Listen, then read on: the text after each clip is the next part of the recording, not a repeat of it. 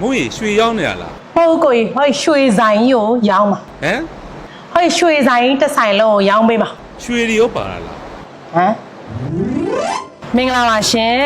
ဟိုရွှေပိုးရွှေဆိုင်ဖွင့်လှစ်ထားတဲ့လေးရက်တိုက်ကြီးတစ်တိုက်လုံးကိုရောင်းပေးချင်ပါတယ်ရှင်အခုမုန်းတို့ရောင်းချပေးခြင်းတဲ့ဒီတိုက်ကြီးရဲ့နေရာလေးကတော့ရန်ကုန်မြို့ရဲ့အချက်အချာနေရာအကျဆုံးဖြစ်ပြီးတော့စီးပွားရေးလုပ်ငန်းလုပ်လို့အကောင်းဆုံးဖြစ်တဲ့4000ကန်လမ်းမကြီးပေါ်သင်္ကန်းကျွန်းမြို့နယ်သင်္ကန်းကျွန်းဈေးနဲ့စံပြဈေးကြားမှာရှိတဲ့ရွှေကိန်းရီ short house ရဲ့တိုက်ကြီးပဲဖြစ်ပါတယ်ရှင်။ဟောဒီရွှေကိန်းရီ short house ရဲ့တိုက်ကြီးရဲ့တလုံးချင်းစီမှာဆိုရင်ဘဏ်နဲ့ shopping mall တွေကုမ္ပဏီတွေဖွင့်လှစ်ထားပြီးတော့စီးပွားရေးလုပ်ငန်းလုပ်လို့ကိုင်လို့အကောင်းဆုံးနေရာတစ်ခုပဲဖြစ်ပါတယ်ရှင်။အခုမွန်ပြထားတဲ့ဒီတိုက်ကြီးကိုမွန်တို့ဘယ်လောက်နဲ့ရောင်းပေးမလဲဆိုရင်သိန်းပေါင်းဟောဒီတိုက်ကြီးကိုခိုင်မာမှုရှိတဲ့ gram မြေပေါ်မှာဆောက်လုပ်ထားပြီးတော့အကျယ်ဝန်းအပြင်မျက်နှာစာ30နောက်ကို60ပေ30-60ပေါ်မှာဆောက်လုပ်ထားတာဖြစ်ပါတယ်ရှင်ရှေ့မျက်နှာစာမှာဆိုရင်လည်းကားပါကင်အနေနဲ့အနည်းဆုံးကား6စီးလောက်အေးအေးဆေးဆေးရနိုင်ပါတယ်ရှင်ကဲအဲ့ဒါမို့မြင်ညီတဲ့လေးကိုအရင်ပြပေးချင်ပါတယ်ရှင်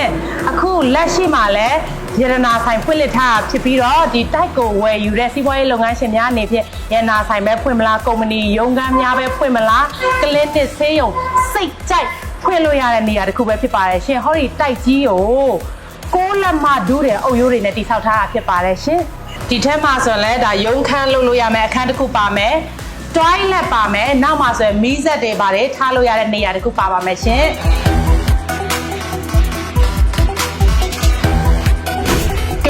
မောကတော့အပေါ်ဆုံးလဟာပြင်ထက်ကိုရောက်နေဖြစ်ပါတယ်ရှင်ပထမဓာတ်ဒုတိယဓာတ်တတိယဓာတ်သုံးဓာတ်ကိုဖြတ်ပြီးတော့အရင်ဆုံးလဟာပြင်ကိုလာပြတာဒီပေါ်မှာဆိုမိသားစုတငယ်ချင်းတွေနဲ့ဟာစားကြတောက်ကြပျော်ကြပါကြမောဆိုဒီတိုက်ကြီးကိုဝယ်မယ်ဆိုအပေါ်မှာပဲတက်အိမ်မှာမောကတော့လုံးဝအမိုက်စားပါပဲအကျိပြီးလို့ရှိရင်တို့ဟိုပါဘောနော်ဆိုလာတွေဆိုလည်းစိတ်ကြိုက်ထားပါလေအရန်ကိုအဆင်ပြေတယ်တချို့တိုက်တွေကြတော့လေဒီအပေါ်ဆုံးမှာပါအဲ့လိုအခန်းတွေဖွဲ့ထားတာပေါ့နော်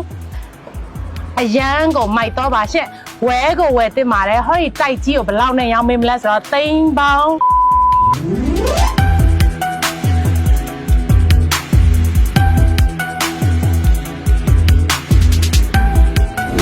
ကဲအဲ့ဆိုမပထမဓာတ်ကနေပြီးတော့တစ်ထပ်ချင်းပြပေးချင်ပါတယ်ရှင်လိုက်ကြည့်ပေးကြပါဦးရှင်ကဲဒါကတော့ပထမဓာတ်လေးပဲဖြစ်ပါတယ်ရှင်ဒီမှာဆိုရင်ရုံးခန်းပဲဖွင့်မလားပစ္စည်းတွေပဲထားမလားတုံမလားအရန်ကိုအဆင်ပြေပါတယ်ရှင်ဒါလေးရတယ်အုပ်နဲ့လှုပ်ထားတဲ့ဆလက်ပြင်လို့ပြောမလားကုတ်ပြစ်သဘောမျိုးပေါ့နော်နားမလားလှဲပဲအိမ်မလားဒီမှာအိတ်တောင်အိတ်ချင်တရေးလောက်အိတ်လား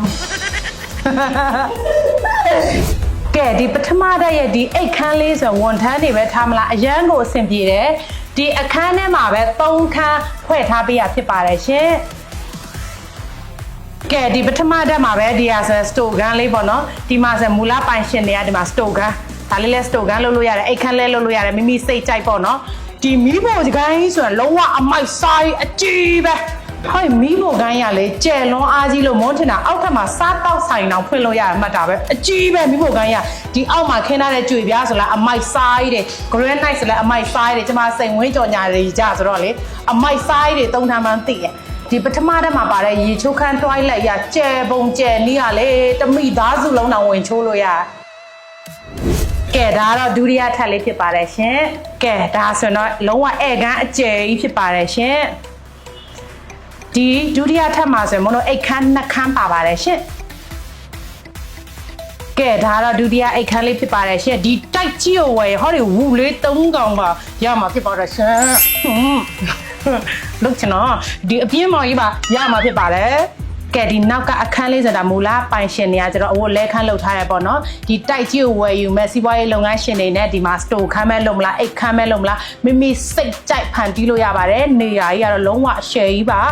ဖွဲ့စည်းပုံတွေကလည်းလုံးဝရှယ်ကြီးပါရှင်ဒီမှာဆိုရင်ရေချိုးခန်း toilet အကျယ်ကြီးရှိပါသေးတယ်ရှင်ကဲဒီတိုက်ကြီးကိုမြင်ညီဓာတ်လဟာပြင်ပထမဓာတ်ဒုတိယဓာတ်ပြပြီးပြီပေါ့နော်တတိယဓာတ်ကိုမွန်ပြရမှာဖြစ်ပါတယ်ရှင်ဒီတိုက်ကြီးကိုဘလောက်နဲ့ရောင်းပေးမလဲဆိုရင်တော့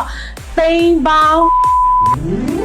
ကဲဒါတော့တတိယထပ်ဖြစ်ပါတယ်ကနန်းနဲ့ပြတ်မှာဆိုမလို့၄ဓာတ်မြောက်ဖြစ်ပါတယ်ရှင်ဒီမှာဆိုရင်ဒါဆိုရင်လေဒါဧကန်ပဲလုံးမလားရုံးခမ်းပဲလုံးမလားစိတ်ကြိုက်ပါဒီအပြင်မှာဆိုရင်ဝရန်တာအကြီးတစ်ခုပါပါတယ်ရှင် ကဲလေးတဖြူးဖြူးနဲ့ထွက်ပဲထိုင်မလားကျမဆိုတော့ထွက်အိမ်မှာညဆိုအေးနေမှာတော့ကဲဒါကတော့ကျမတို့ဖျားခန်းဖျားเจ้าဆောင်ပဲဖြစ်ပါတယ်ရှင်ဒါပိုင်ရှင်ကတော့ဘာသာတရားကိုင်းဆိုင်နေသူဆိုကြတော့ဖျားခန်းတော့မှာ air con နဲ့ဒီမှာတရားထိုင်တဲ့နေရာလဲမှုရနဲ့ကဲဒါကတော့ master bedroom လိုမျိုးအိတ်ခမ်းအကျယ်ကြီးဖြစ်ပါတယ်ရှင်ဒီမှာရေချိုးခန်း toilet အကျယ်ကြီးတစ်ခန်းပါတယ်ဒါကတော့မိခံတက်တာပါပိုင်ရှင်တွေစိတ်ကြိုက်လောက်ထားတဲ့မိခံတက်တာကြီးပေါ့နော်ဒါဆိုရင်ဒါမီးလောင်တာ36နာရီခံတယ်လို့ပြောပါတယ်ရှင်ဟဲ့ပိုင်ရှင်မရှိဘူးလား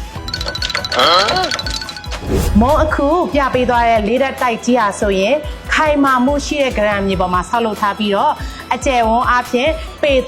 30-60ပေါ်မှာဆောက်ထားတဲ့အဆောက်အဦတိုက်ကြီးပဲဖြစ်ပါတယ်ရှင်တကယ်အချက်အချာနေရာကျတဲ့ဒီအဆောက်အဦတိုက်ကြီးဟာဆိုရင်4000ကန်လမ်းမှာပေါ့သင်္ကန်းကျွန်းမြို့နယ်သင်္ကန်းကျွန်းဈေးနဲ့စံပြဈေးကြားမှာတည်ရှိပါတယ်ရှင်ဒီအဆောက်အဦလေးတက်တိုက်ကြီးကိုမွန်းတို့သိန်းပေါင်း9000ခွဲနဲ့ရောင်းချပေးမှာဖြစ်ပြီးတော့တိဆိုင်ဆိုင်ညှိနှိုင်းပြီးတော့ဝယ်ယူနိုင်ပါတယ်ရှင်ဒီလေးတက်တိုက်အဆောက်အဦကြီးတစ်ခုလုံးရဲ့ကြန့်ခိုင်မှုစာရွက်စာတမ်းခိုင်မာမှုတို့လူကြီးမင်းတို့အနေနဲ့စိတ်ကြိုက်စစ်ဆေးပြီးတော့တိဆိုင်ဆိုင်ညှိနှိုင်းပြီးဝယ်ယူနိုင်ပါတယ်ရှင်